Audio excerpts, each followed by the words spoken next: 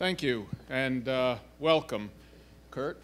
Good to see you. Good to be speaking with you. Just to give a little bit of background on Kurt, as you said, CRO, the weather company, but 20 years before that at Publicis Group, where you started the Viva Key Nerve Center, which was a 300-person startup. That's when I left. Quite a startup. Well, it started with 2, but yeah. So a nice success. And before that, Chief Digital Officer of SMG, Starcom MediaVest Group. So you've had a unique perspective now. You've been with the weather company for how long? About 15 months. All right, so you've got long enough to have a good perspective on the differences between the buy side, where you spent 20 years, and now the sell side. And we've heard a lot today during the morning sessions, focused on programmatic, on ROI, on ideas, on commoditization, all the issues that you'd expect to see and hear at a mobile conference. And in fact, the same issues kind of cut across whether we're at display, whether we're talking about mobile, social, video, or even television, which is the huge gun for the weather company. But what can you tell us from your perspective on the shift between the buy side and the sell side, and your perspective now that's maybe a little unexpected? Well, let me say, I guess what I would start with on the expected is that, the relationship with the marketers feels the same, no matter, whether it was the buy side or the sell side. And I think having a solution orientation, no matter which side you're on, is what ultimately matters, and then being differentiated. So when I was in the agency side, it was how was SMG different than Omnicom or WPP, like the brand agencies within, and being able to listen to a marketer, go in with solutions around what they need. I mean, listen, I'm prepping my team the same way for meetings now, whether it be with the client or the agency, the exact same way that I was when I was working on General Motors or McDonald's. So I think all of that has not been much of a change at all.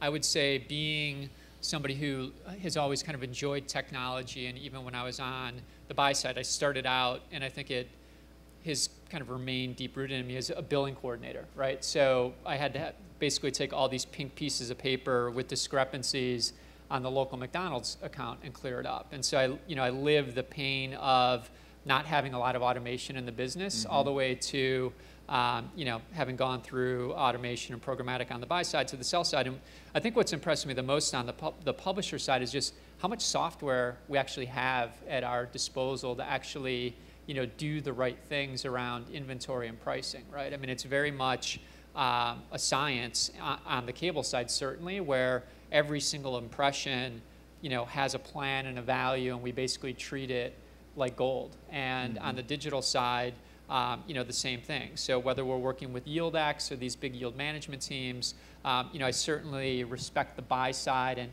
I was a buyer to a degree for a certain point, because you were a buyer or a planner, sometimes you were one or the other. But just the amount of software that we have has been really enlightening, and I don't think I appreciated it as much when I was on the buy side. Well, with so much software and so many companies replicating each other in the competitive space on the data side, on the technology side, how's the weather company really making its decisions in terms of what technology and what software you want to implement? On the buy side and the sell side, I've always been, a proponent of it's good to have a central stack in terms of the technology that you use, but because you can only have so much workflow challenge and so much process challenge, where if you're always working with the best point solution, eventually you spend so much time on the integration that it breaks down, right? So we look to work with companies that can solve about 90% of our needs. So for the digital folks in the room, we're primarily a Google publisher. We use their stack, but at the same time, there's always some innovation going on around the fringes. And for example, we're not using them for any yield optimization software where we'll plug in a YieldX. But since I've come on board, and I guess with our CEO being David Kenny, there's a lot more technologists inside the organization. We've hired a lot of people. I would say there's a whole generation of people in the publishing space that really like technology that I feel may not have been given the voice at some of the big media companies. You know, take a Vikram Samaya, like a huge talent, or Jeremy Steinberg, who I think, you know, built out a lot of the operation at Fox News, where, you know, we brought him in and we're kind of like, just go. Like, there's no, you know, you're probably not going to burn the place down. Like, just let's be aggressive and really think about technology here. Well, the weather companies, dating back to its very early days, the Weather Channel was always advanced in the use of technology. You were the first to do the local system, tagging, right. the star system. So give us some sense of where you see technology in the mobile space heading in the next 18, 24 months. Yeah, you know, for us, the whole debate is raging right now around Google and cookies, et cetera. We were just talking about that before we came in. And when you read articles like that, it certainly could be profound, and the cookie debate's been going on, you know, for a very long time. Certainly we use them at our company. I mean, I think most companies do. But location is actually a bigger deal for us. And so internally, since, you know, the new front, we've been saying location is the new cookie, and really kind of having our organization wrap their minds around that. And when they go and see clients, talk about the potential with that. Because listen, I mean, I ran you know, a team that was a trading desk. And so, you know, the whole thing was built on cookies at the end of the day. And when you go and see the marketers, I mean, put the credit card companies, you know, off to the side and the pure acquisition plays. Most of our brand dollars are coming from, you know, marketers with a physical location, right? It's basically get the foot traffic to Best Buy, get the foot traffic to Chase or to Citibank, get them to Home Depot. And so our ability to provide that kind of local precision at scale is where we can add the most value. And certainly, you know, mobile isn't necessarily a cookie-based platform, and everybody that comes to one of our destinations is coming through a zip code, right? So that gives us a lot of clarity around place and where people are at, and we know that when they come, they're going to do something next, and you know, our ability to help the marketer with what that next is really where we want to focus. As you look at the totality of the supply in the mobile space and the constant growth of supply in a supply-demand business, is the mobile industry in danger of being too focused on technology-based solutions and commoditizing it and just driving down CPMs to pennies? Yeah, I mean, I think that's always the, you know, the challenge is when you do have a lot of supply, and if you treat all inventory the same, I think that it is ultimately, you know, a race to the bottom. And I think that, you know, a lot of people will say, well, what are the media owners doing about this? Like, how are you actually creating more value so that that doesn't happen to you? And I think about it in a slightly different way. Like, I think that what's ultimately true is that brands are going to want to be brands, and they're going to want to connect with people in a way that's unique and differentiated. So what they stand for matters. What you stand for really connects to the company that you keep, right? So in a lot of ways. And, you know, my feeling around this is that I think the marketers at the end of the day want a marketplace where there's premium valued content. And why do they want that? Because they want to grab people's attention. And good content basically grabs people's attention. They're in tune with it. The recall around the marketing is far better. And so if that marketplace, if that ecosystem can't support itself, it begins to collapse. And I think that, you know, it's ultimately going to impact the brands at the end of the day. And having seen marketers in every context in which you can possibly see them, I do think that they care about content and their brand. And I also think that they care about getting the most value that they possibly can for their media spend, which makes sense. And so I think it's, you know, a world of both and, you know, I think that the brands that can do both, build a brand and actually drive great value around reaching audience at an efficient price are going to be the winners in all of this. And I think our company's in a pretty good position to do that. And I think that there are obviously a lot of others here in New York that can do the same. So beyond, you talked earlier about differentiation, and you just came back to that theme of defining what makes you premium. Beyond location-based, what's Weather doing in the mobile space to differentiate yourself? Yeah, I think what we're most excited about is we rolled out, the conversation around native ad formats has been going on in the press. I mean, the big themes so far, I guess 6 or 7 hours into Ad Week, are this whole programmatic and premium programmatic and native ads. Alex Lind, who works on my team, somebody who we had hired away from Yahoo, actually built out the current consumer-facing mobile app for weather. And he moved over to my team, and one of the things that he did is he built this branded background, which hopefully you guys see on occasion. We don't run it every day. We probably run it once a week. But what we've allowed the brands to do is to own the background as long as it's within the context of the weather. And my favorite story is Disney Studios. We weren't writing a lot of business with Disney Studios. Where do they go? They always go to YouTube first. I mean, they want to get the video out and build a lot of reach. And the client who used to, I know, and she was basically saying, hey, we've got this new thing on Oz. It's a little bit different from where Oz has been in the past, and we really want to pull people in so that they can experience Oz in the different locations, right? And I'm like, why don't we do it mobile? Which, she was kind of like, how are we ever going to do that with weather? And how are we ever going to do that with a banner ad? And we said, we're going to let you guys take over the background of our mobile experience. And ultimately what ended up happening was, the creative was beautiful, but we showed different character sets in the location on Oz based on the changing weather conditions, so that people, could get the weather forecast and actually come in to the set in the movie experience. And, she was sharing the results, and it was, it's for her to give away, but I would say that it performed extremely well, and ended up being far better than either one of us would have thought. So we've seen more business come from that. And then the automotive manufacturers have been the other one. Having worked on GM, in that category that while they want automotive intenders and they want to reach people that are going to buy a new car, they also want to show the vehicle, right? I mean, they want to show the truck, they want to show the car, spend a lot of money on design for these vehicles. And we've been seeing, the national and the tier 2 part, not tier 3 yet, but come through with retail promotions around Memorial Day, but you can also show like a car in the rain or the snow or whatever it might be. And so, the message from that back to us is there's certainly more than a banner ad. You can certainly bring the brand into the experience itself. And, I think that when you go around and ask how the media spend is going or being applied to mobile, there's not a lot of thought. I mean, I think unfortunately it's been, how low is the CPM and what's the audience that you deliver, which I don't know if that's the right answer for the brand, or the publisher or the consumer at the end of the day, right? So the and is missing. I think it's been largely price driven. Well, I think that's a great point, and it needs to be discussed in more depth, I think.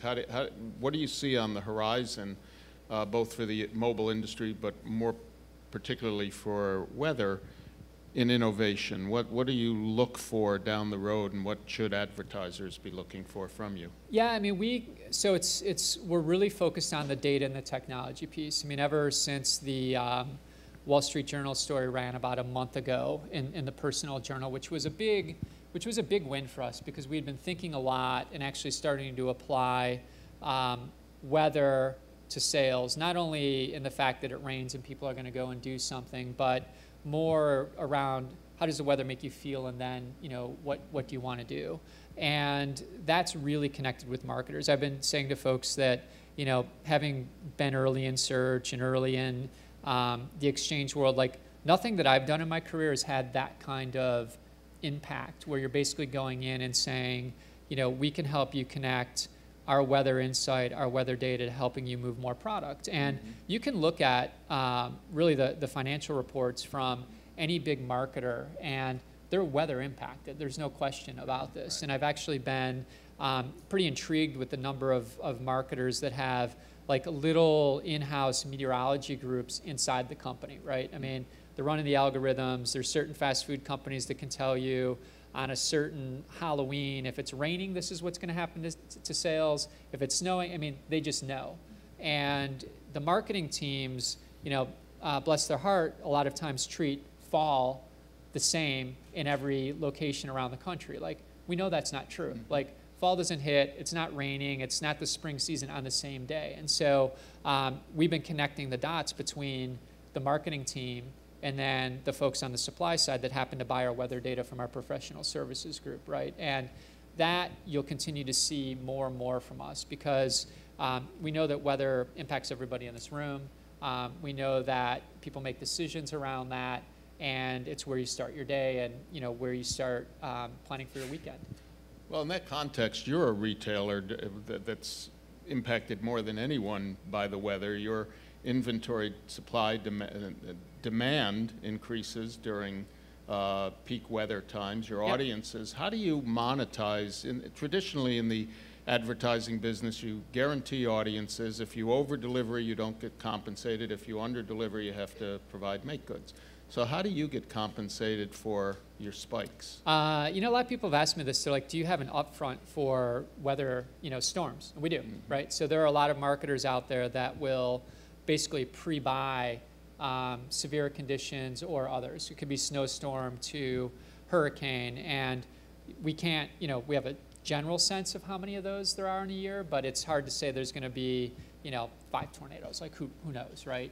But we do have to manage that because we know that there's going to be an inventory spike around it, high or low. It's, so that happens across all the channels. And then, you know, going back to the automation piece, what we've seen is when there's a severe snowstorm, I don't care who you are. Like, it's very difficult to go to the sales team and say, hey, guess what? You know, we're predicting, you know, with Nemo, like we're predicting a big storm. Call up all of your clients and see if they have, you know, some extra money to spend because we're going to have a large audience. Like, the programmatic channel has just soaked that up, right? So it's actually, we're running 3 different sales channels right now where we basically have this weather effects platform, which is really more enterprise driven, where we're sitting down with marketers and saying, you know, let's talk about the business.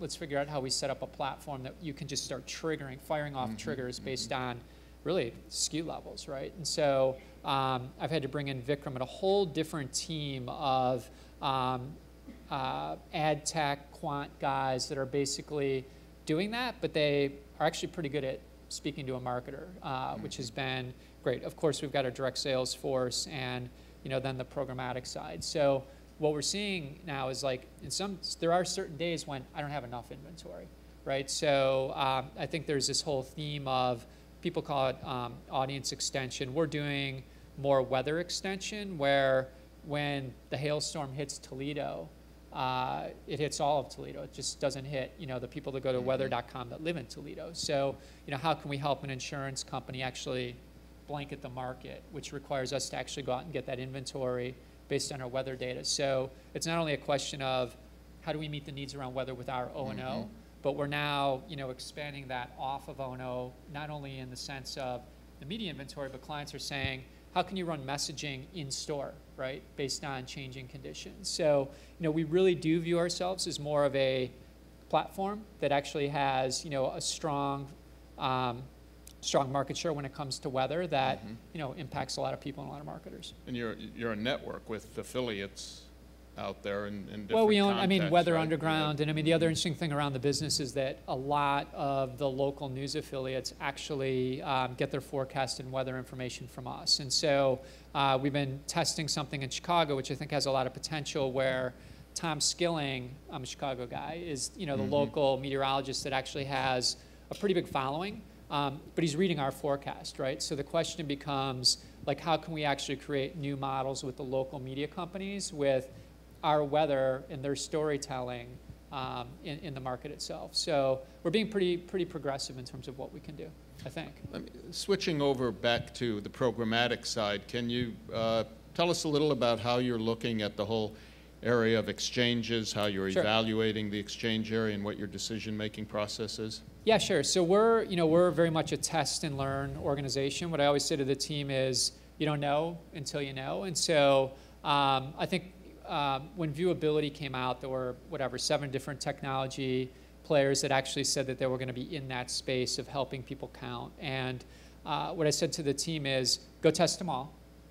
Come back to me and let me know, like, which one performs best, the differences, because at the end of the day, my suspicion is that we're going to have a lot of different requests from different agencies and different marketers on what we use, and we just need to be in a good position in terms of the choices that we make, right? And what came back was, I would say it's conclusive that viewability is an important thing for marketers to have their ads seen. Like, I don't think you'd see any disagreement around that, but I would say that the counting and the way to get there isn't, you know, as clear. And so I know that there's a big movement across the industries to get more standardization around that by the end of the year, which would be a good thing. But we've taken that same approach of you don't know until you know when it comes to the exchanges.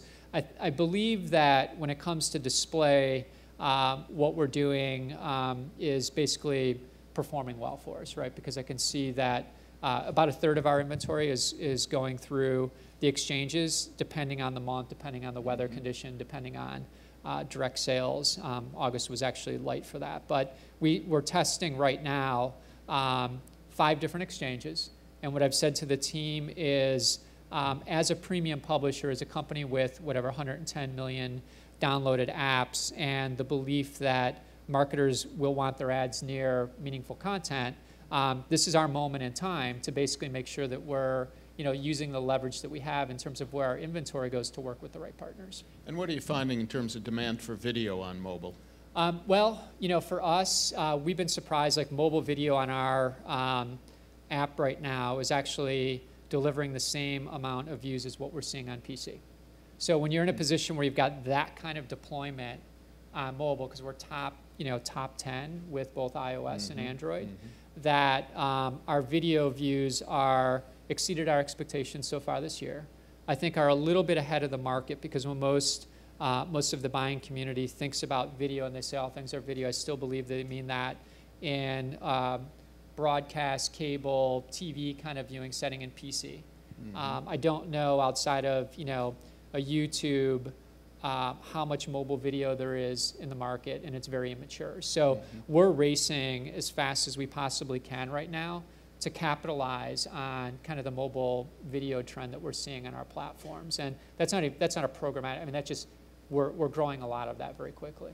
You've been so far out in front as a company on mobile platforms. It's such a big part of your business and a priority part of your business, well ahead of other media companies. So as you look out to the future and how you maintain that leadership beyond technology, beyond data, what are the content ideas, or where's the innovation that you see moving forward? Yeah, I mean, I think you'll see, we've been doing, I think it all starts with the user experience, making sure that the forecast data is the right data, that when people come, most of the time that's the case. I can tell you that there are instances, and being a cyclist and, whether or not you got to bring your rain cape, I'm the first one to know when it's not precise. But, David Kenny will make our folks that are actually in charge of the forecast stand up monthly and report out, where do we stand. So we know that forecast data and being relevant and right is super important. Best data, weather data in the world. From there, Cameron, Clayton, and the team, and focusing on the user experience. And listen, it's certainly possible, and somebody could put together, a cable network, or there's definitely websites out there in the weather space. But I would say in the mobile space, you see more sites popping up trying to do weather. And what I would take from that is, whether it's Yahoo or Apple, it tends to be our weather data. So that's a big statement in terms of the precision of the forecast. But what I would say on the user experience side, I think all this innovation is great for our product teams, and we're seeing the development cycles become faster, even since I've joined in 15 months, and making sure that the experience when you come to our apps or the mobile web are best in class. And I think that's the great thing about a competitive market. So we've been talking a lot this morning that usage of mobile is so far ahead of advertiser embrace of mobile. 12% of media time spent with mobile versus 1.5% of ad budgets. Right. You're probably at the forefront of seeing advertiser trends. What do you see on the horizon for the adoption by advertisers? And if you could make sure that advertisers and marketers got one message beyond the media message, one message about the value and importance of mobile, what would it be? Let's start there. So I would say that the experience at the end of the day is, the thing that matters. The financial institutions, whether you can bank online, their app and their experience to make it easy is super important. And I'm not sure that the same attention is being put into the actual advertising that goes around that, right? And so, you know, we do have a lot of thoughtful marketers that we work with that think about the brands, whether it's the Disney or the autos, but it seems to me that like most of the time the team's coming in and saying, you know, the ad network marketplace is, you know, really tough, and the conversation is around targeting and CPM. And I think that certainly audience is going to matter, but I certainly hope also for mobile that it isn't just a race to how do I buy a lot of scale cheaply, because I met with one of the top creatives at one of the agencies, and I'm like, how are you guys thinking about this from a creative perspective? And what she didn't say was, but I hope we can buy a lot of impressions cheaply. She's like, I'm trying to figure out when somebody has a screen this close to their face, like how I make a brand relevant and matter, right? And so I think the gap is that hasn't been figured out. And in the meantime, what's going to happen is there's just going to be a lot of scale-based buying on the cheap, which may be bad for the brands in the midterm. Well, that's an answer also to the next question I was going to ask, which is to put your Viva Key hat back on. And you were constantly meeting with media sellers, giving them guidance, direction, and ideas about how they could move their business and make it more valuable for you. So put that hat back on, if you would, and Sure. put the buying hat back on. You're now sitting talking to a group of mobile sellers. What is your advice to them that the industry needs to do to improve its value for the agencies and the marketers? You know, I think it comes back down to consumer insight. I mean, when Tracy Shapak, who is a Viva Key person that I used to work with, remember the days of just, it's still here, pre-roll and online video. We thought that there should be more to that. And we created something called the Pool when I worked there, and we went out and actually tested new models when it comes to advertising and video. And what came out of that was, after like focus groups, brands being involved, was that consumers wanted choice, right? They wanted the ability to pick the ad that they wanted to see, and that would win out. And so it has. Like, I mean, Google's TrueView is essentially that, which is basically the ability to pick the ad that you want to see. And so, you know, my feeling is around these mobile models and how they need to evolve. We need a hell of a lot more consumer insight, and that's what we're basically sharing when we would go out and see the different media companies. Like, I know it's really easy to get a pre-roll ad into this proposal, and I know it's really easy to price it, but we need to think more about where this video marketplace is going to go. And that's, you know, I traipsed around this town quite a bit, going to see the media companies and suggesting that it be really more of a consumer-led model and figuring out what the ad format should be. Do you want to go to the Unfortunately, audience? you know what? I don't even think we have time for Q&A unless somebody has a very, very quick question. No? Okay, that's a wrap. Gentlemen, All right. it was so engaging. I didn't want to stop you.